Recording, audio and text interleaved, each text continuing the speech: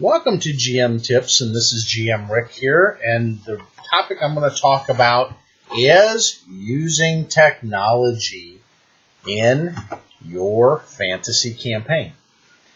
Now, a lot of GMs have mixed opinions on this. I did too, and believe me, I was very against Numenera in the Pathfinder Inner Sea campaign. In fact, I was dead against it, because I thought, we're in a fantasy game setting. Why in heaven's name would you introduce technology? I'm just barely letting black powder and the possibility for steam to exist in a campaign. But heck no to star technology. Now, again, everybody's got differing opinions when it comes to these things. So I'm not going to tell you as a GM whether you should or shouldn't do it. This is strictly up to you. Sorry, it's going to sit right. There we go. I got my Pathfinder colors on.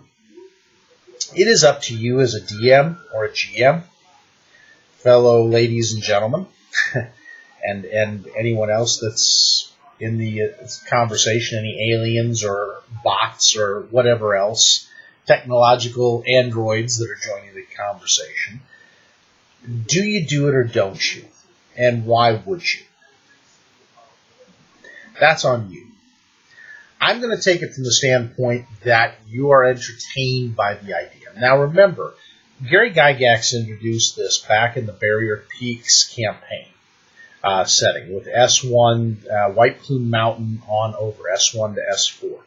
And there was kind of a technology, and Pathfinder does a nod to that when they do the Iron Gods. And this discussion is going to go into a little bit of their stuff, as well as how to make something in your own campaign. Number one, if you're going to introduce technology, have a reason. In this case, with the Iron Gods, it was a very interesting reason. And the reason comes from both of these things, and I love how they show this on here.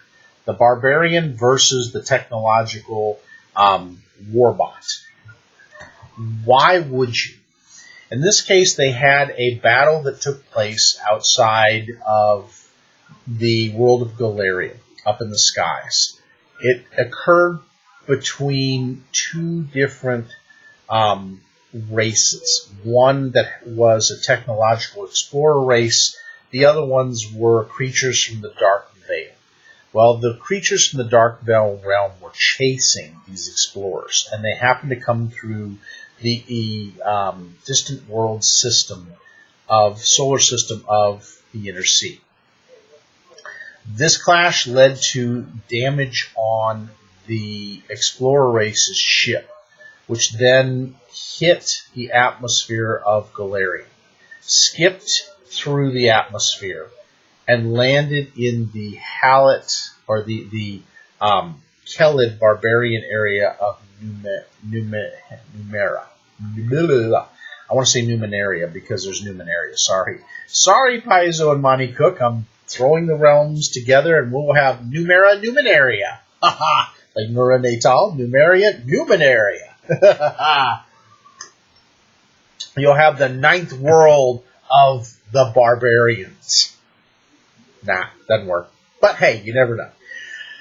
Yes, some of you are going to take that idea and run with that, aren't you? You're already nodding and going, oh yeah, I like it. I'm going to mix the two systems. Do it in Open Legend. Hey, there we go. We'll throw a third system in there. Oh, Lord. I'm going to have so many comments from you guys doing the different systems. You have to have a reason for it to happen. In this case, this spaceship crash-landed, leaving debris field all over this country. And from there, certain creatures survived and tried to propagate their survival, and so they raised the technology in that nation. Other tribes hated what was done in the poisoning of their world, and so they seek out and destroy anything technological. So mind you, there was two-faction mindset on this that came out of it. And of course, people came from other places to find the Falling Sky Citadel. You have to have something like that. It could be that maybe it was an ancient creator race for your world that Their ship was uncovered unwittingly by explorers. Maybe like a Barrier Peaks where something crashed, or Numenera where it crashed into the mountain. Maybe like Numenera, it's another age that lived on this world before, and that your fantasy realm is the result of the Holocaust aftermath, many thousands of years after. The reasoning can be whatever it is. Now, mind you, checks and balances are important for this type of technology, because if you're just going to hand a laser cutting sword or a lightsaber to fantasy characters and let them go wild with it with no repercussion, that's up to you. I like the idea that in this particular case with these technological items, and by the way, I do recommend getting this book if you don't have a book like it for a D20 based system. You can use D20 Future, which is another book. It's an older book that you can use, or Holocaust, the Apocalypse, D20 Apocalypse, to thread in the items. I like this because it gives you several things on it. It gives you the different items, plus it also talks about the hazards and the breakdown, degradation of the artifacts.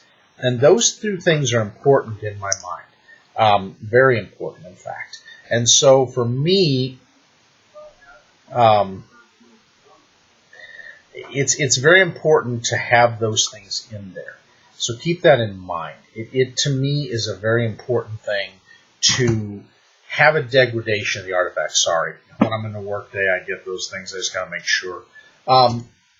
So like it says, ray guns and rocket packs, but there are conditions on them. They could be damaged. They could be, roughed up. You got to come up with conditions. I'll give you the ones here that they give. And I love this because they talk about the glitches. So, time-worn technology. So it talks about states. Time-worn states are important because time-worn states will tell you what happened to the artifact. Maybe the artifact's a one-use item. Numenera, they do that. It's a one-use item. In your campaign with Dungeons & Dragons or Pathfinder or 13th Age or Dungeon World or any other type of, shall we say, fantasy-based campaign setting, whether Savage Worlds, Fate, whatever the system may be, you want to put that in there. Because what that does is it says it's a delicate item that has been worn over time. It's not going to function like it used to when it was brand new and could do devastating things. You might get a couple uses out of it, but it could blow up in your face as well. So you best be very careful with the technology you use. Plus it has cells that run it. So some sort of a battery or disk or cell that runs it, an energy cell. If you don't limit those kind of things, your characters will run wild. The thing I love about this is they have all that. Plus, they have pricing and everything else. And in this world, they have the thing called the Technic League. The Technic League is a group of different people who have come together over the years in search of technological items, but they also limit who has them. They don't want them going wild in a fantasy world because they see the repercussions. Part of it, they're selfish. Part of it is they see the repercussions of it tainting the age of wonder of this world, to where it may not advance in a proper way, or it causes irreparable damage to that world. So there are things, and you may come up with some groups like that. So I would have societies and groups that know about these type of things, that are kind of the caretakers of them, that are the limiters, that will buy these items or threaten to take these items, so that characters don't just run wild with them. The characters run into those in this campaign setting, which, by the way, great campaign setting to adapt to any of your systems. It does a great job, and you could change the name of Numenera and the cities and do whatever you want to do to adapt it to your world, or just put it in your world. Because Numenera is a cool place. It's like your Conan the Barbarians on one side, and then other cultures that have come into that land to try to be profiteers. Your sky metals, so adamantine, Finally, they give a reason for it. That's the one thing and forgive me, it is the one gripe I have in every campaign. Why is there adamantine? It's a sky metal. It's a metal like no other. Number one, how did they get it? Number two, how did they get something hot enough to adapt it? Because it's supposed to be one of the hardest metals that can cut through anything, like butter. You better have some high forging temperatures to get there. So they go into that, and they talk about the sky metals. And the cool part, and this comes up in the technology guide, they go through the sky metals, and they go through the types of sky metals that were available. So it's not just adamantine. There are several different sky metals they talk about. They talk about abyssium, adamantine, jesset, horaculum, inubrix, noqual, sicatite, sky metal alloys. So they go through them. Not only do they talk about them, they talk about the rarities of them, and then the tensile strengths. That is important as a GM in my mind when you're going through and talking about these introductions of how did they come about and how rare are they. And I'm not about letting my players. I've got a player in my campaign that wants an adamantine weapon all the friggin' time and thinks it's owed to him because he is that kind of player that deserves it. And I just sit there and go, do you understand how rare this is and how hard to forge it? On this particular world, there are only several places you can forge adamantine that get hot enough that can do it. One of the places in Numeria is an old ship engine. So it's a starship engine that is called Torch. The city is called Torch. And literally, they take it and put it inside the engine to heat it up because it's a nuclear engine. And it's hot enough to take the sky metal and turn it molten. Because otherwise, it's a hard enough metal that you're flying around the universe not getting radiated by radiation, and it's protecting your ship from all these types of conditions. How are you going to melt that? Other than having a sun to stick it in. Because it's got to be resistant to skip off of planets and get that hot. So you think about the temperature of skipping off an atmosphere. How hot does that get? Fairly hot. That's why capsules and stuff break down. That's why they got to have a ceramic to try to keep them from doing that. Well, this particular metal, you don't need the ceramic. The metal itself protects you. Well, we know the melting temperature of molten steel. Take that and now times 2 or 3x for adamantine. And that's where it goes. And that's why I think with these type of campaigns, I look at adamantine as a futuristic metal. Not everybody's going to be able to shape it. Not every forge crafter knows how to work with it. So keep that in mind. Now, one of the other things I like about it is they introduced the androids as a race, as well as the Kasatha, the, oh my gosh, they got so many other different ones that are alien races. They go through the Greys. They go through everything else. So Paizo does a great job of bringing in all these rare, weird, otherworldly alien creatures and introduces them, and you got stats for them and everything else. So keep in mind, you want to develop your different races of creatures that your characters could come across. Are they like Barsoom with John Carter in the Warlord of Mars, where you have the different Martians? Are they Barsoom being the Martian name for their planet, Mars? Or are they something even more different? Are they part android? Are they part cyborg? Are they a rock creature? Are they a metal creature? Are they an intelligent robot with a soul to it? What are the things you're going to introduce and develop those? It's important that you develop those, stats and all. And you've got to remember, you're trying to keep a balance in your campaign. So you don't want to allow characters to play something that just puts them at godlike at first level. Otherwise, my suggestion, use a slower advancement XP-wise. Double the amount they need to do to go up a level. That way, that character has some disadvantages to it. They got advantages outside the box. So you don't want them to outbalance your party, because that just doesn't make sense. So you, the GM, have to look at that and say so.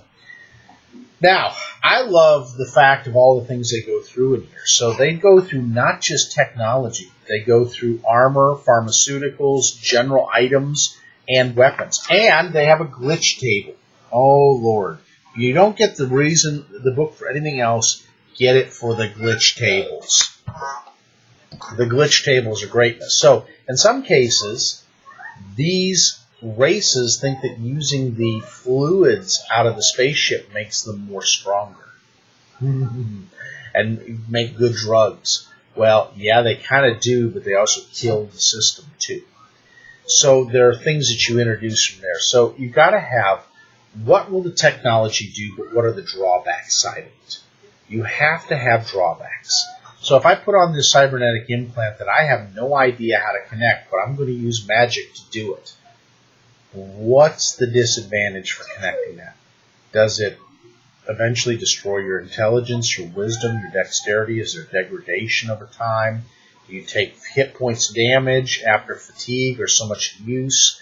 How does it affect the system? Because mind you, this is not fitted for every race. Just because you come across this technology doesn't mean it's going to mold with their race and do great things. No, it doesn't. There are drawbacks. And like us pioneering, remember, we as a culture, we're pioneering things as in real life. What are the pros and cons with these pharmaceuticals, with other things? What are the things that are going to be the things that kill a character for using them? And don't be afraid to do that. You're not trying to kill them off, but you're saying, wow, you want this.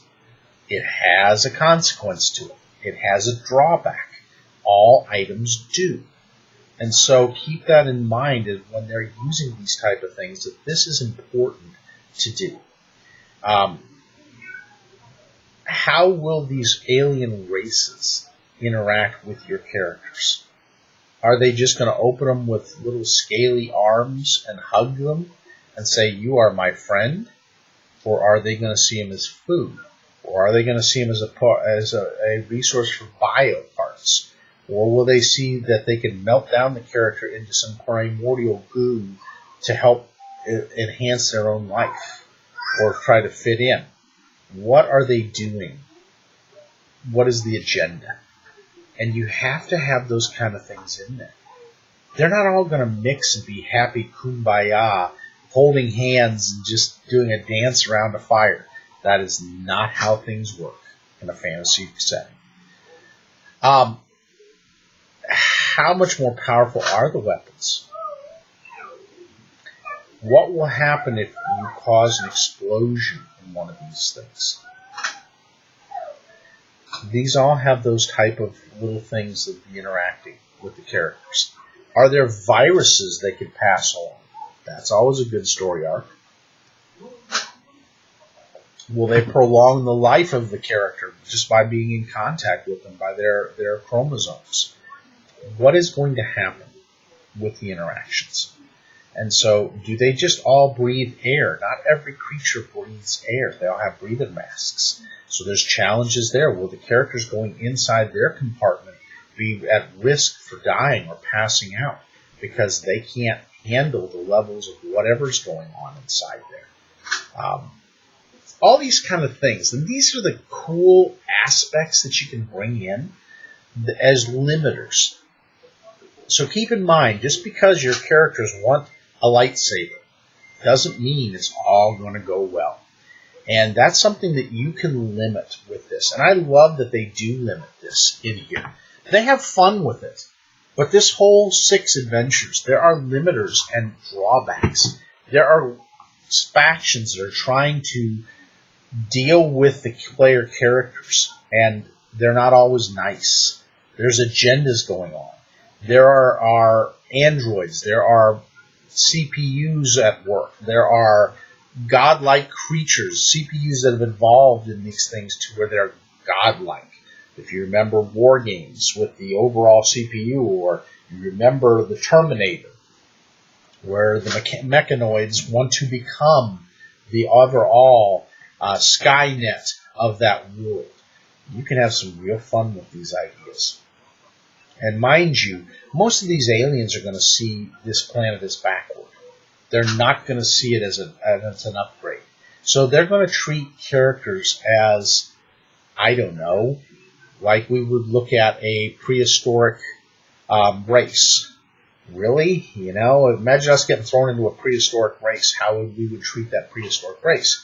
That's a lot like these aliens would treat these people. So keep that in mind. I know I'm hitting you with a lot of concepts, but these are the kind of things that when you're GMing this together, you got to think a little bit about. And it's what's going to flavor your campaign. It's what's going to make it a real challenge and give you the obstacles that the players are going to have to overcome in order to be able to deal with the situation. And that's the cool part. Even like on the Ninth World with Numenera, you really have to deal with, okay, I found this artifact. What is it going to do for me?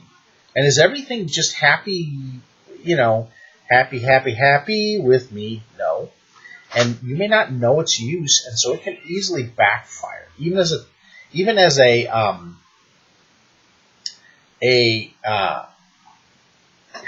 what do they call them? They call them the glaives. Even as a techno, I hate to use that word, but that goes with even Open Legend and all these others. So as a techno, you're not that advanced. You're coming from a race where you're trying to piece back together how the creators of it thought. And if you've ever reversed engineered things, and I'm an engineer, by the way, an electrical engineer, a prehistoric trying to reverse engineer our stuff would be like a kid playing with fire and gas in it. If they don't understand it and don't respect it, it's going to hurt them more times than help.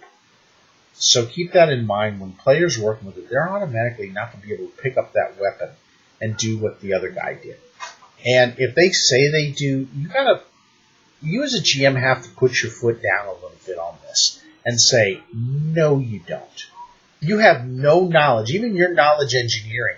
You're talking about pre-Bronze Age engineering, or even, okay, so Iron Age engineering to computer CPU grade. How do you understand this? You don't. You don't even know what a computer functions like. You don't even understand the full concept of the human brain, let alone trying to understand a processing unit. You don't understand. You don't know how to write code. You don't know how to do all these things. You don't even understand what these switches do. You just know the weapon lights up. Ooh. But is it poisoning me while it's lit up? Don't know, do you? And see, this is where the players have to think a little bit. They're not going to be able to easily repair these items. And without somebody with that knowledge, if something breaks, it breaks. And chances of fixing it are like 1 in well, let's say 2 in 20. So you got 18 chances of screwing it up, 2 chances of doing it right. Just because you happen to do the right thing at the right time while holding your finger in the air.